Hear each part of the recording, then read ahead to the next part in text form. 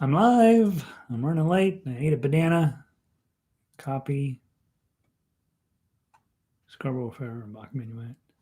We can tweet that one too. That'd be nice. Let's see. Close. I'm going to go post the link on the website. The website is jollyrogerukulele.com. You should go there and get all of the sheet music. And today we are playing Scarborough Fair, and we are playing Bach's, the very first part of the Bach's Minuet. Minuet, it's not Bach. We used to think we all call it Bach's Minuet, but it's really Christian Pietol's Minuet. We got it. It's originally in G minor, and G major and G minor, and I think our version might be in G major and G minor. Now that I think about it, let me go look. Posted, view page, make sure everything's working, and we'll get started here in just a minute or two. I'm running late. I went and grabbed a banana before I passed out, and now I'm late. That opens up. All right, it opens up correctly, and we're going to be playing. Is it in G on this paper? Yeah, so we got it in the original key. Look at us. Way to go, ukulele. All right. Hey, Nancy, quick question. Yeah, that's what I'm here for, Nancy. Let me know your questions. As long as it's not about science. I don't know very much about science. I know that people should listen to the science. That's what I should know. That's what I know about science. I used to be really good at math when I was in high school. I was really good at math, and then I thought, well, that's boring. I don't want to do math. Math is boring because I was, when you're good at stuff, and I didn't have a mentor who was like, "You're good at this. You're doing this." So instead, I went with my weakness, which was English, and then I ended up doing it all wrong. Anyway, that's how it worked. Hey, Vic. Hey, Donna. Welcome in. I need to get my music out here. I'm hoping both of these are in here. Let's see.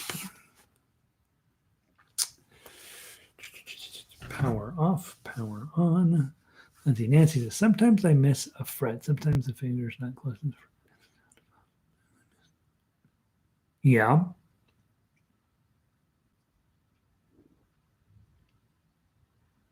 Hey, Q, welcome in. We're all hustling in here. So, Nancy, is that the question, or is that just a statement leading to the question? Well,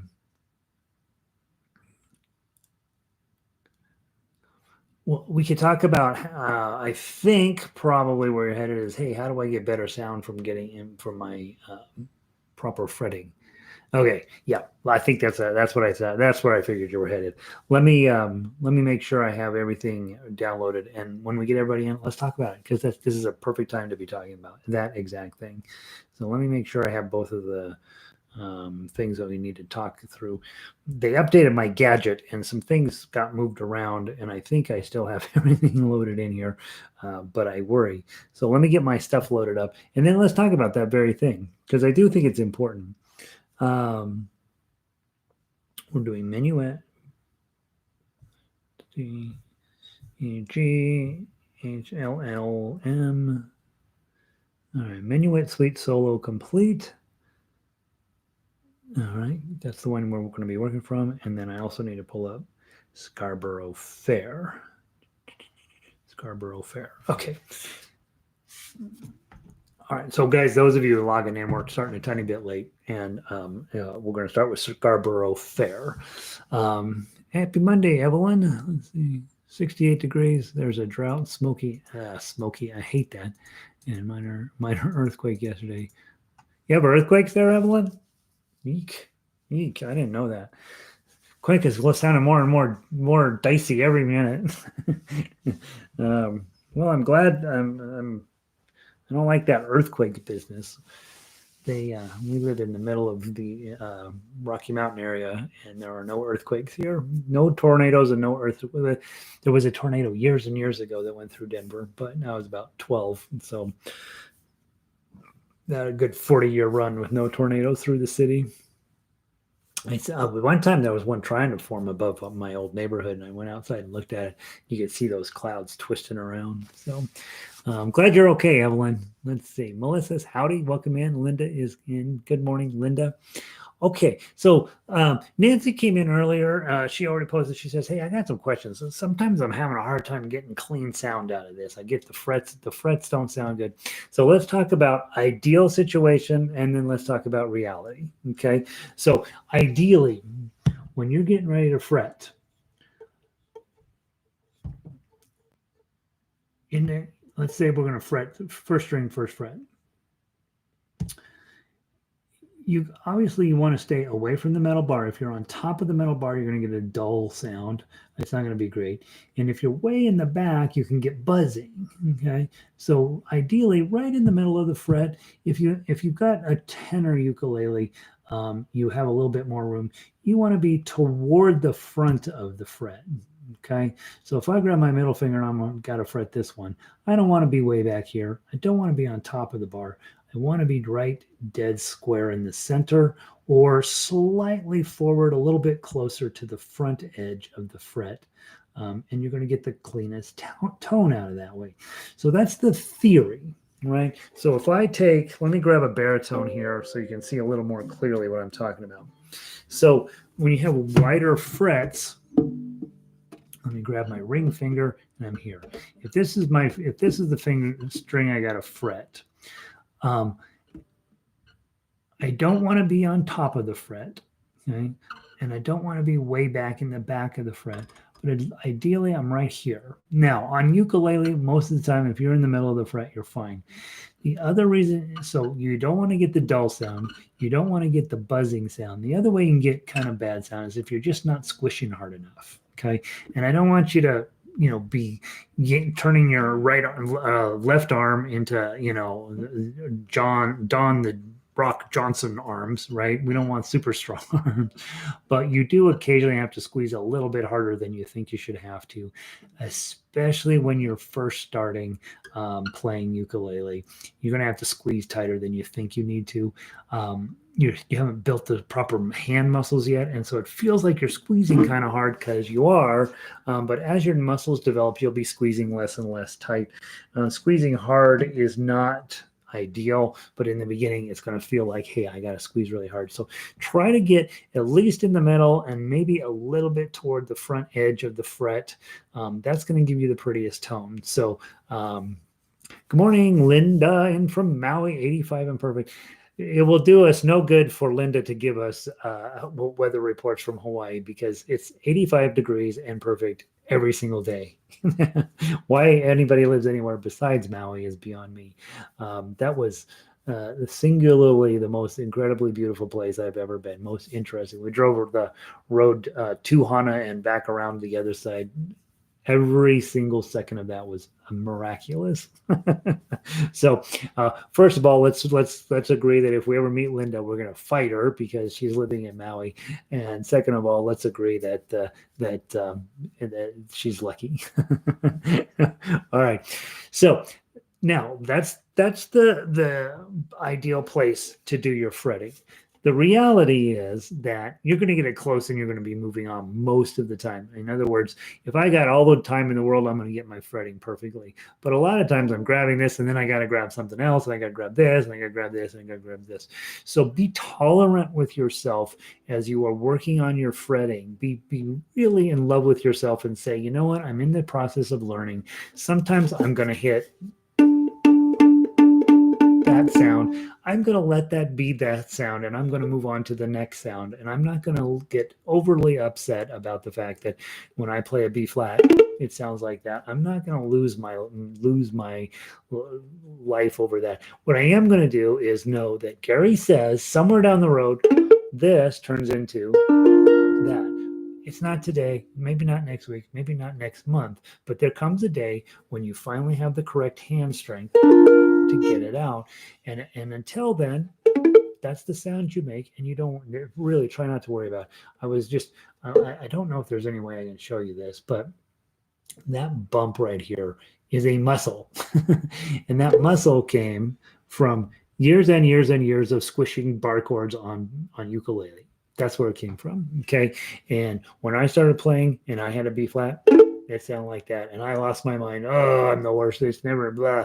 You will quit. People quit guitar over playing F chord and they will quit over B flat. Oh, that sounds terrible. I can't get. You have to be patient. You have to develop the proper hand strength. And then it comes in. And I would say once you have the proper hand strength, you're not squeezing. I'm not squeezing that particularly hard.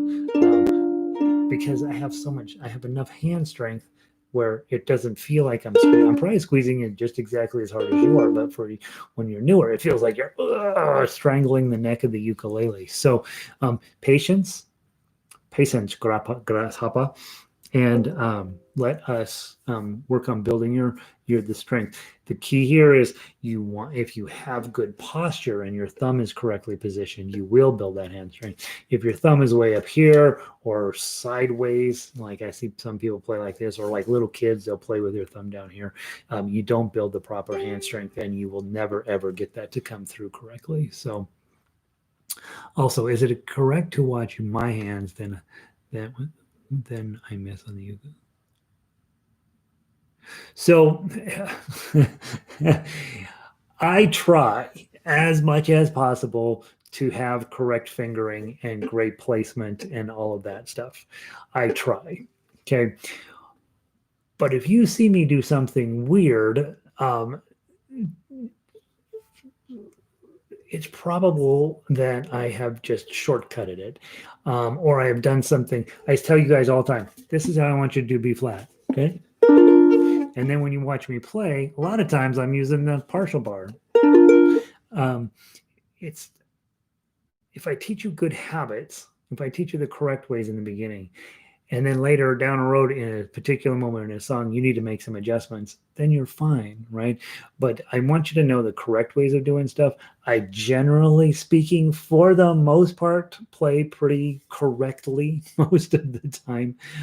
But that in and of itself doesn't mean that at any given time when we're playing and I'm on YouTube now for 6 hours a day that I'm grabbing something at kind of in a stupid way. Know that I have not reached performance level on hardly anything that we post. If I'm going to get ready for performance, I'm going to think through every single motion. Every single thing I do on this ukulele is going to be exactly what it's supposed to be every single time.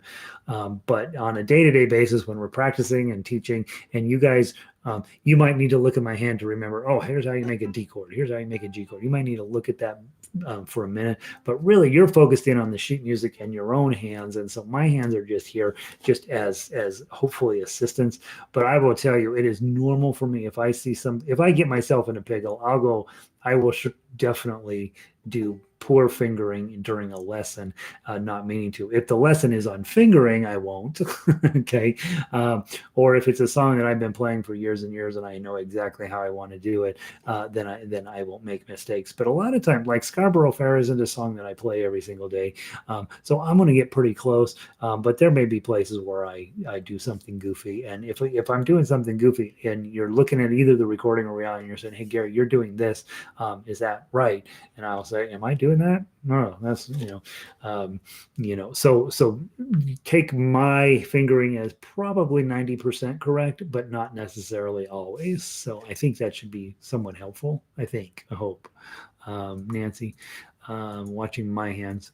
I would spend more time focused in on what the paper says and getting your hands correct than worrying about what my hands are telling you.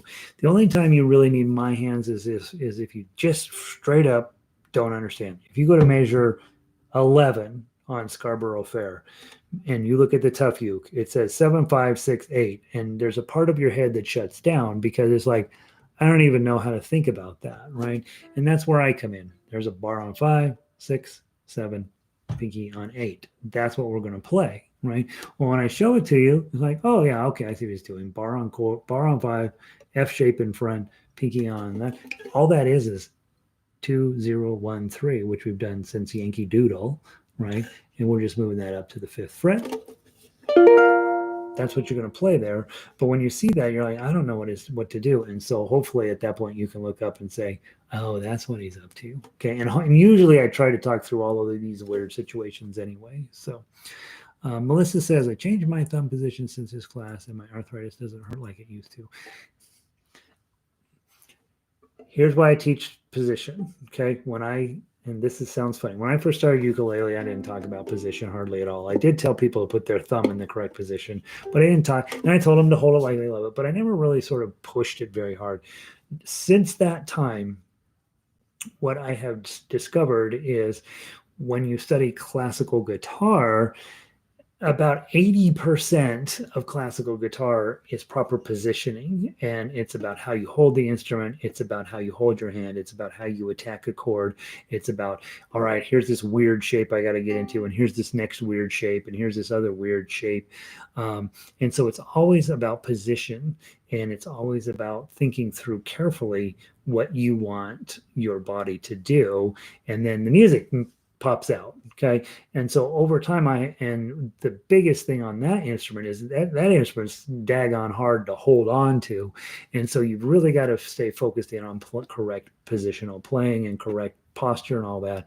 Well, I brought that whole idea over to ukulele, and I find if you do this correctly, it's easier. And long term, Melissa's saying, hey, my arthritis used to drive me crazy because of what I was doing before. I've had to make some adjustments to it, and now it's not hurting near as bad.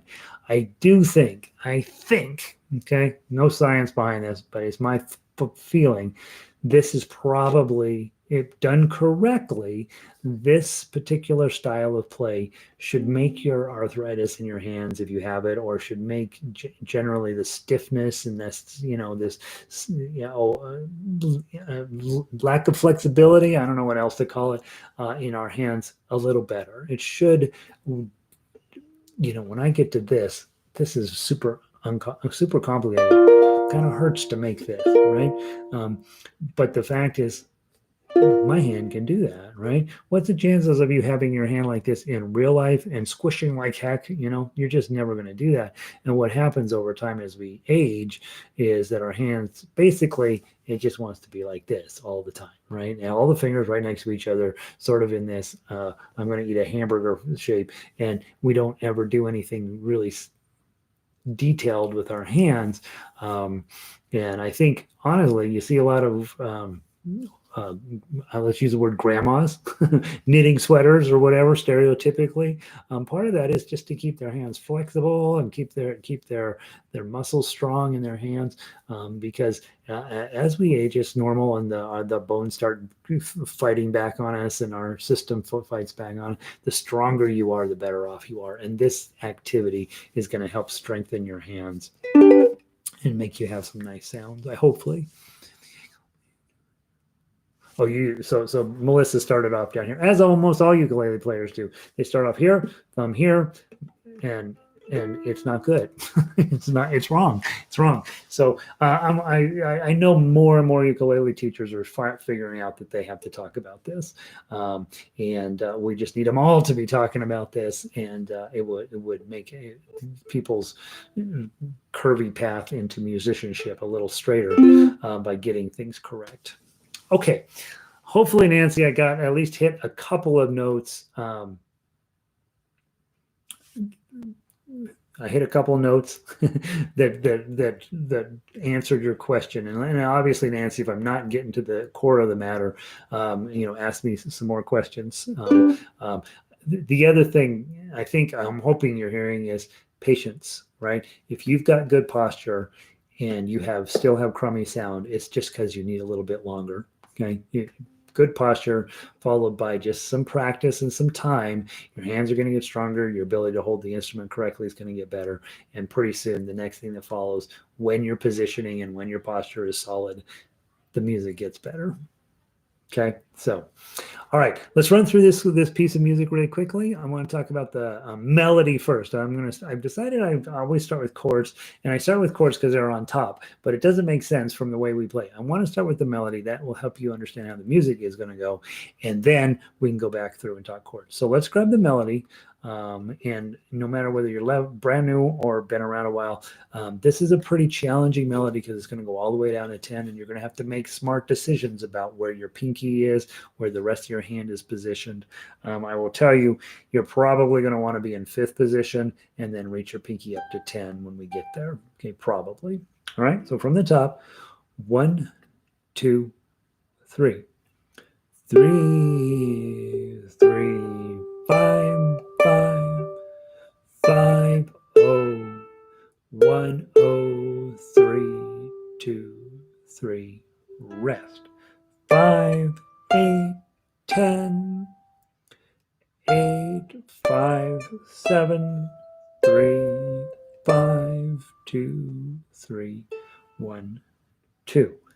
10, 10, 10, 8, 5, 5, 3, 1, 0, 1. This is 2, 3, 4, 3, 5, 3, 1, 0, 3, 1, 3, 2, 3, 1, 2, 3.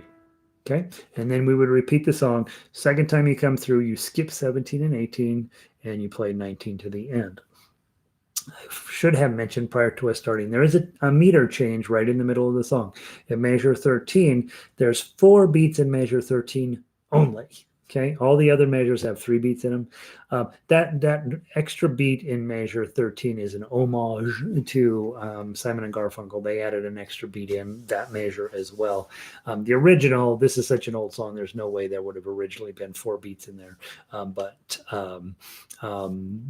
Since Simon and Garfunkel put an extra beat in there, we put an extra beat in there. It does sound better that way. Let's play it one more time through just the melody. You noticed as you're busy playing down here and all of a sudden it gets away on you. You're like, oh, crud, we're way up here. Okay, so knowing where your 10 is, and then I would definitely think playing in 5th position for the most part is the best way to handle that, but that doesn't solve all the problems because then it drops down to 3 on you. So it's going to move around the fretboard a little bit, and you make the best decisions you can. Probably chasing your pinky all around up and down here is not the best decision. From the top, 1, 2, 3.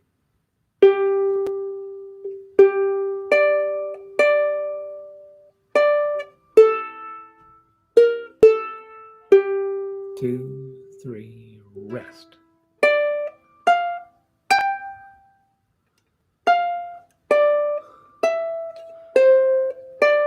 2, 3, 1, 2.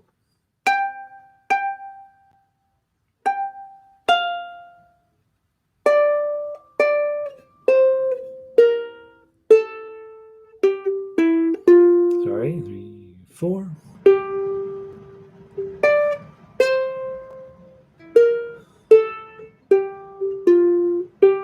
2, 3, 1, 2. Okay. Now, next piece of the puzzle. As always, when I'm doing an arrangement, that's for me the most important thing. I'm going to get my melody put into the software as quickly as possible. I want the melody clean. I want it separated out. I want to be able to just play that. Part of it's because I teach this stuff, right? And I want even a newer player to be able to play Scarborough Fair. And even a newer player, once you've gotten through Frere Jacques and you understand how that works, you can literally play anything, okay? As long as you have the melody line, and that's what you have here. Next thing, then, we look at your chords. These chords are a little more sophisticated than some of the other songs we played. You've got a G minor to get started with, and this is index, middle ring. Are you going to, now jump to the F chord, Scarborough, and then jump back to G minor. Okay, then you're going to go to your B flat. Yours is going to sound like this. Okay, mine's going to sound like this. Okay, just whatever you can do on that.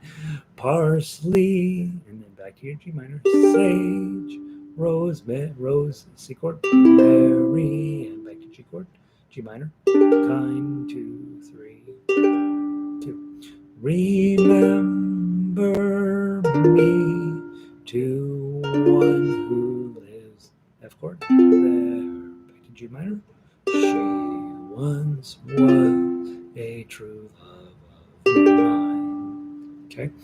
I often, when I'm starting a new song and I want to make sure that the chords make sense with the melody I put in, I'll do that. Just, one strum per measure. Are you going to Scarborough Fair? Yep, that sounds like it's going to work.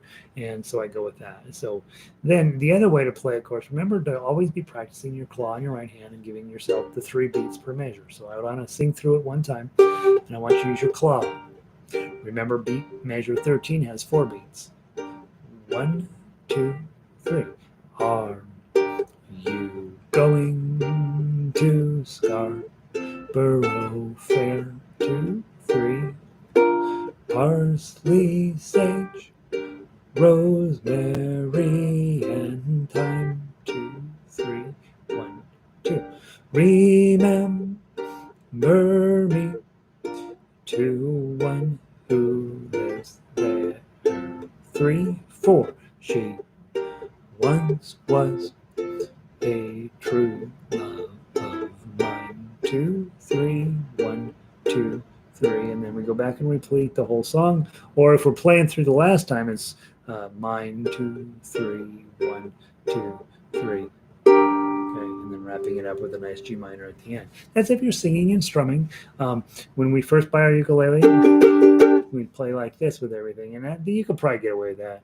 Are you going to Scarborough Fair? Parsley, sage, rosemary, and thyme. You can. The problem with that is that all the songs end up sounding exactly the same after a while on that. So, questionable approach to the ukulele, right? Next thing is putting it all together. Those of you guys that are tough please note, if you are new to ukulele and you've just gotten started in the intro program, which started on October 5th, this is a real stretch piece. This is really, really hard. This is the type of music you will be playing in levels 2, 3, and 4. There is no 4. I don't know. The upper level stuff. This is a full, legit, super complicated arrangement, and so it's okay if you're struggling with it. It is okay. Okay. Hopefully you're not, but you might be. Okay. Start with your G chord, G minor chord, 0, 2, 3. Hit the 3 again. Pinky up on 5. F chord, 1, 0. Back to your G minor, 2, 3. Nice B flat here. Then slide up to 5, 8. And then go grab all 3 10s and leave this top string open. Okay. And then go grab your 8, 5, 7, 3, G minor with your pinky on 5. Okay, go grab 2 10s. All 3 10s, I'm sorry. Hit the 10 again. Here's that bar on F, bar on 5, F shape in front, pinky on 8. Lose the pinky. Strum it one more time.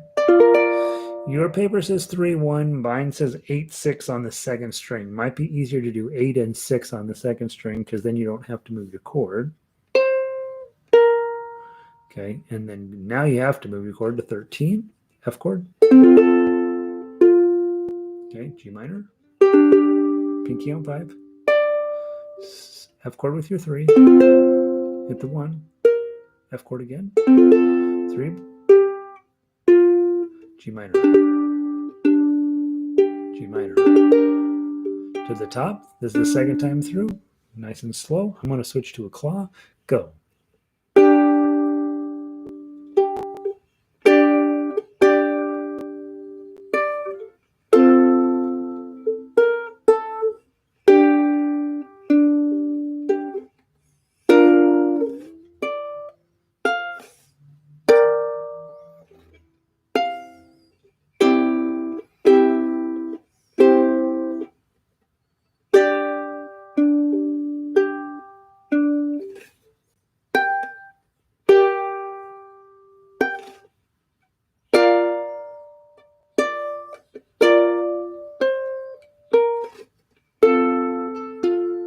3, 4.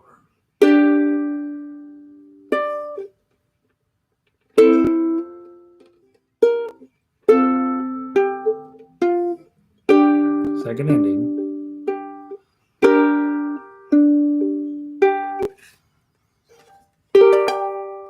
Okay, that's how you're supposed to hit it. All 3 10s and a 0. Nice little strum there. Okay, so it's a pretty little tune. Um, if I were playing this as for somebody, like I'm here, let me show you how to play ukulele. I would probably play it through plucking the first time with my claw and then thumbing through on the second time to make it sound a little bigger, a little more smooth. If you pluck it, it sounds kind of Renaissance-y, kind of lutish, right?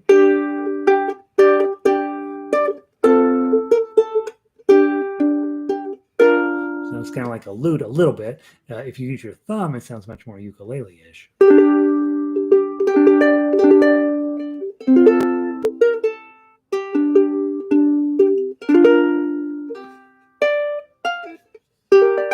Right, and which is kind of pretty, right? So if you play it both ways, first time and second time, you end up with 2 completely different textures to the song, and it sounds really nice. All right, that's Scarborough Fair. And again, remember who you are. If you are newer to ukulele, this is a super heavy duty stretch piece. I don't necessarily care if you can play that. I care that you know what you're supposed to do. It doesn't matter if you're being particularly successful. What is important, hey, I know how to do these chords. I can basically sing and strum it in whatever way. Even though singing isn't your thing, you can at least play the chords and hum along.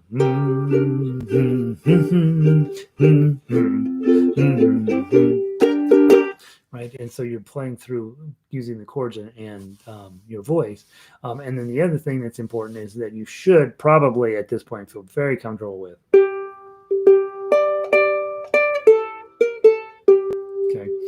Now, as we get through the Christmas music stuff and we start in January, that'll be a good time for you to assess, hey, how am I doing with this? Would it do me any good to sit through another round of intro class? I've had people take intro class 2-3 times pretty regularly, especially if you're newer to music. The intro class, go through it the first time, everything's new information. You're like, what? Second time through, it's all review, and you're like, okay, now I see what he's saying. I've had a couple people take it 3 times, and honestly, by the third time, they're kind of annoying because they're sort of teaching the class.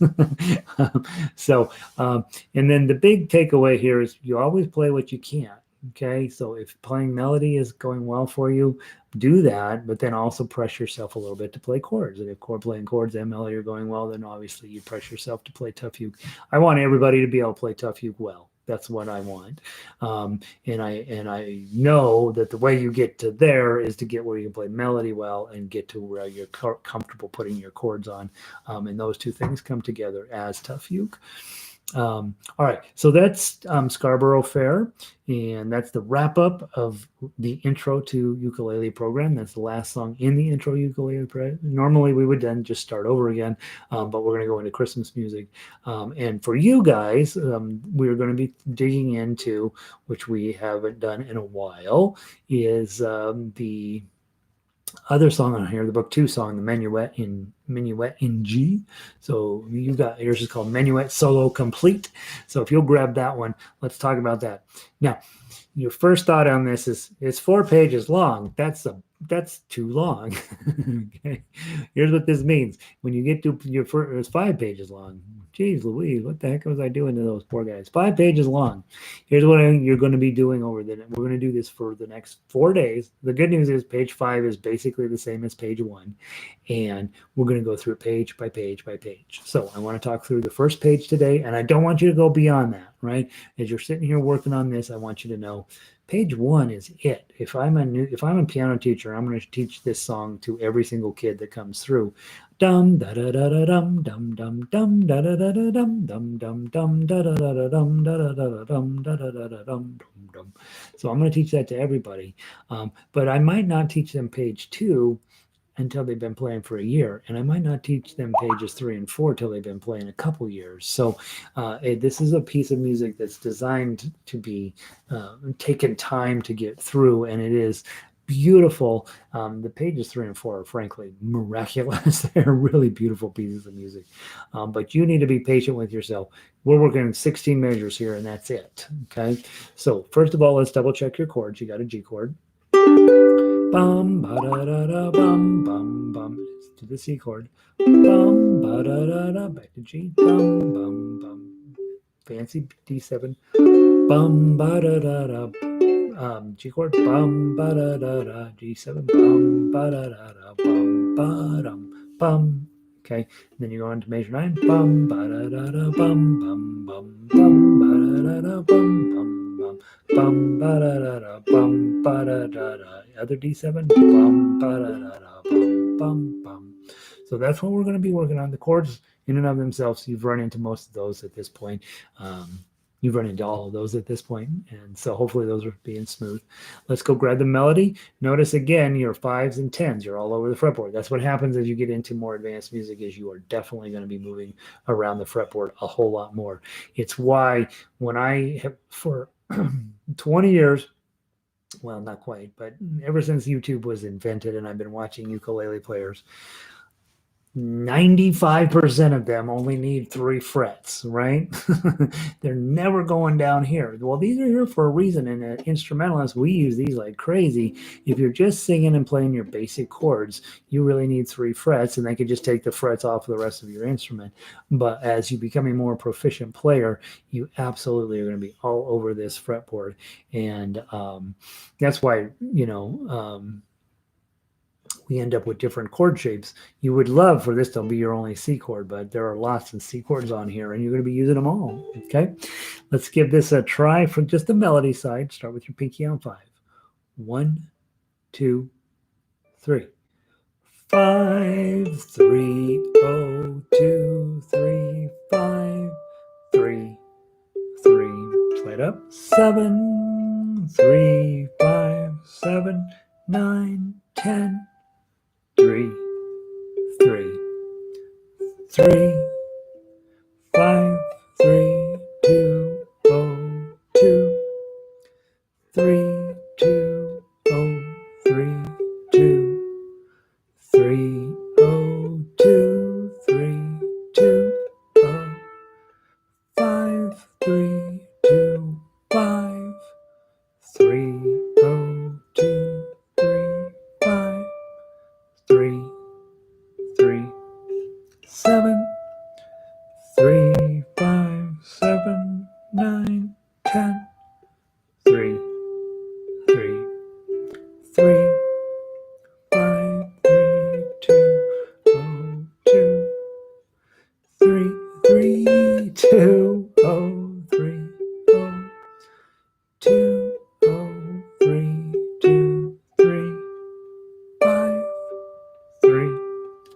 Okay, so that's your tune. Probably sounds familiar. So a lot of ringtones get this used to have this on there. And one of the things when I made my mistake, I was realizing I had dropped into first position, and we're playing in the key of G, so playing in second position. There are no ones when you're playing in the key of G, and so playing in second position makes a whole lot more sense, because now my 2s, 3s, and 5s are already covered. And the only place I'm going to have to worry about is when I go 5 to 10. I'm probably going to go to fifth position and then have my pinky jump up and grab the 10s. All right, so that's the melody, and now let's put it together with the tough uke. We're going to go real slow, talk everything through, and then we'll play it. Okay, so first off, always start with your chord, and then in this case, you're going to add your pinky on a 5. If you are working with a tenor ukulele, this can be a little bit of a stretch. Just know I want you to be able to do it, and there will be a day when you can do it. Okay, made it back, had to run an errand for. Oh, hey Valerie, glad you're here. Did she? Oh, she was in the previous class. Okay, that's it. I was like, I thought she'd already checked in. That's the kind of teaching I do. They're like, you need to take attendance every day, and I'm like, okay. And then that's the last time I think about attendance.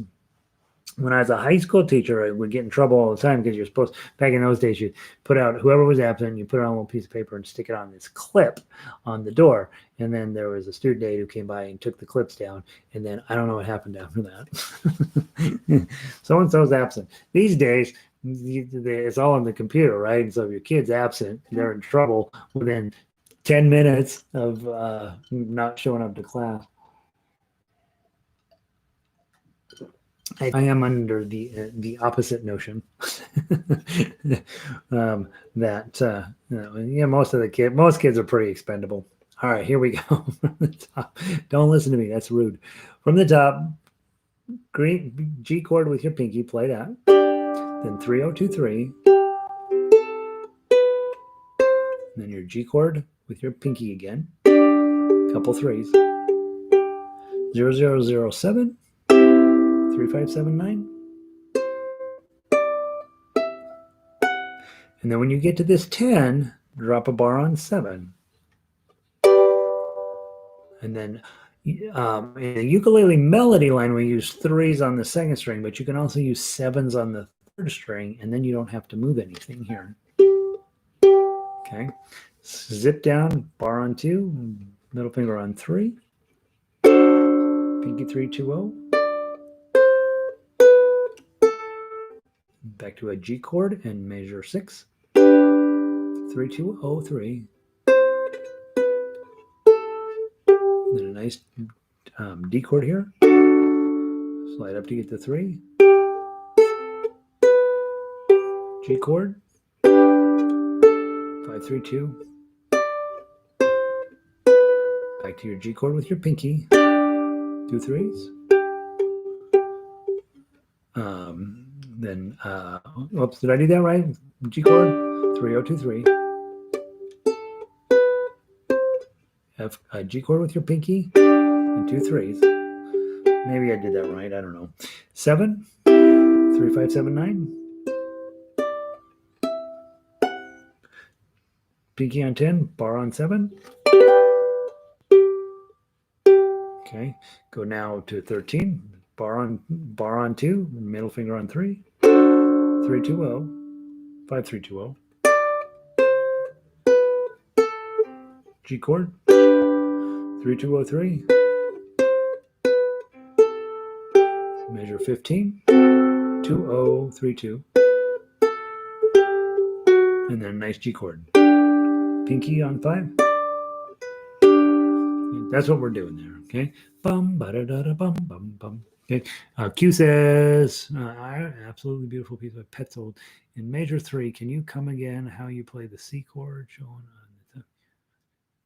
Okay. So this should, at this point, start to be one of the things we know, right? So in measure 3, your chord's a C. But in tough uke, we play 0007. Okay. Well, what's happening is that the chord is still a C chord. The problem is the melody's here on 5. Okay. So, or on 7. Sorry. So we have to abandon this. We don't care about that anymore because this is more important. Okay. So the chord is still a C chord. Bum ba da da da bum bum bum bum bum ba da da da bum bum bum. So if I were singing it, bum ba da da da bum bum bum bum ba da da da bum bum bum bum ba da da da bum ba da da da bum ba da da da bum. Okay, the chord just gives us the neighborhood, but the melody in this case is a 7, so it takes this 3 is no longer matters. Okay, and the reason it really no longer matters is that note there is an E note, and in the key of, or in the chord of C, your middle note is an E, and so it makes sense that makes sense, right? Okay, it's still a C chord, it's just a different C chord. That's why that's there, Q. It can be confusing. The big thing is that when you get into tough uke, the chord gives you your general shape that you're holding, but you are definitely going to be adding fingers or taking fingers off to allow the melody to happen at the same time. It's a very sophisticated concept in that on piano, we would play chords with your left hand and melody with your right hand. Oversimplifying, but that's the basic theory. You don't have to make modifications to your chord because you've got a whole nother hand over here playing the melody. When we're playing both of those simultaneously, like we do on ukulele, sometimes you have to get rid of part of the chord in order to get the melody in. And so, or sometimes you have to add something to that chord in order to get the melody in. And that's exactly what's going on in measure 3. Chord is a C, that's still true, but the melody note's a 7. So I'm holding all of the rest of the chord and still keeping, but instead of a 3, I'm going to play a 7. And it's still a C chord, ironically enough, just a different flavor of C chord. Okay, I'd like to play through it one time and then get you guys out of here. So from the top, if you can play with me, that's great. If not, know that this is your homework. 1, 2, 3.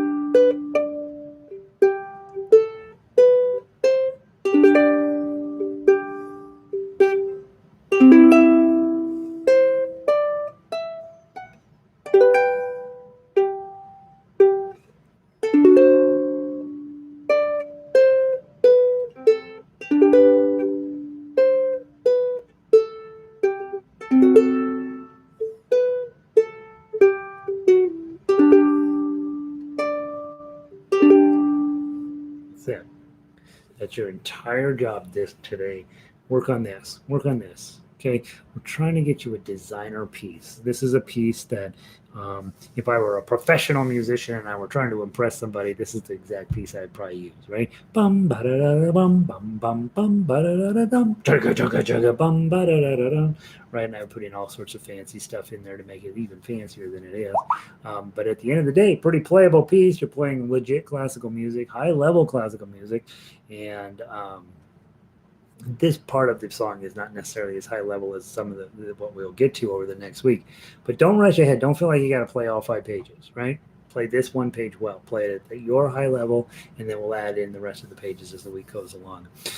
Again, if this stuff is like, what is he talking about? We started the series on October 8th, so you might go into the archives and just sort of review all of the lessons leading up to this.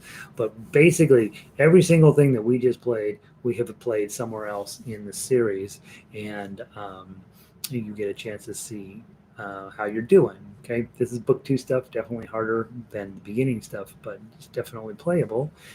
The other kind of cool thing in the tough uke line, I almost never give you the full arrangement, but what you're really playing is on that top line there of the tough uke with the standard notation. You can see how complex the music is that you're playing. That's pretty legit music through there, and hopefully you're pretty excited about it. All right, guys, I'm going to pull the plug. Hope you're having a wonderful day. I made some cold brew, so I don't have to run down to Starbucks anymore. It's not as good as what they make, so I got to work on some secrets of figure out what in the heck they're doing down there. What is Starbucks up to exactly that they are so much better than what I'm doing? I think part of the reason is I always drink Komodo Dragon in the morning, which is a very heavy Sumatran East Asian coffee, and it's very heavy and dark, and it really works as a hot coffee. I'm not so positive. Almost feels like it's a little dirty on this. I may have to look into some Latin American coffees for my cold brew, clean it up a little bit. All right, none of you are talking to me, so either the chat box has died or you're busy dealing with Bach and you got no room for me. And so I'm going to pull the plug. You guys have a wonderful day. I will see all of you tomorrow at the 1 o'clock class. Today we are doing, what are we doing? We are doing O Come All You, O Come Emmanuel. And then we'll probably talk about the other Christmas stuff on here. So come visit us for the next half hour. I'll talk to you later. Bye.